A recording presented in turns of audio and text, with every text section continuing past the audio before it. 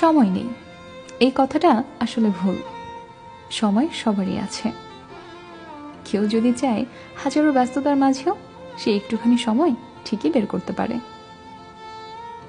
ব্যাপারটা আসলে সময়ের সাথে না, প্রায়োরিটির সাথে সম্পর্কিত।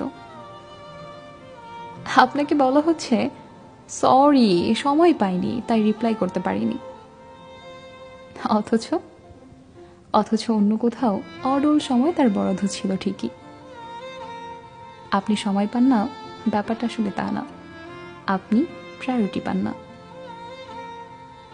ব্যস্ততার অভাবে সময় না পেলে মেনে নেওয়া যায়, কিন্তু সম্মানের অভাবে প্রায়োরিটি না পেলে সেটা মেনে নেওয়াটা বেশ কঠিন। তাই বুঝতে শিখুন কোনটা প্রায়োরিটি আর কোনটা অজুহাত।